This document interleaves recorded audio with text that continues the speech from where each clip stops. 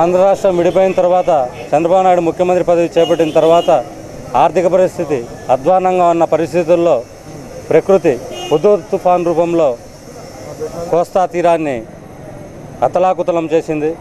చంద్రబాబు నాయుడు గారు ఎంతో ముందు చూపుతో సాంకేతికతను ఉపయోగించుకొని ప్రజలను కాపాడాలని చూసినా ప్రకృతి ముందర అందరూ తలవంచక తప్పలేదు.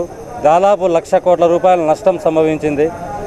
వాళ్లకు మద్దతుగా చంద్రబాబు ముఖ్యమంత్రి సహాయ నిధికి విరాళాల సేకరణ కోసం మేము రాయచోట్లో ప్రజల దగ్గరికి వస్తే ప్రజలు చాలా సంతోషంగా వాళ్లకు ఏదో విధంగా ధన సహాయం చేసి అక్కడ ప్రజలను ఆదుకోవాలనే విధంగా ప్రజలు సహకరిస్తున్నారు. వాళ్ళందరికీ మా కృతజ్ఞతలు తెలుపుకుంటున్నాం రాయచోటి తరఫున. అలాగే మేము పిలుస్తూనే వర్తక సంఘాలు, కార్మిక సంఘాలు, ఉద్యోగ సంఘాలు ప్రతి ఒక్కరూ మాకు మద్దతుగా నిలిచి మా వెంట నడుస్తూ విరాళాల సేకరణలో పాల్గొన్న ప్రతి ఒక్కరికి మా కృతజ్ఞతలు తెలుపుతున్నాం.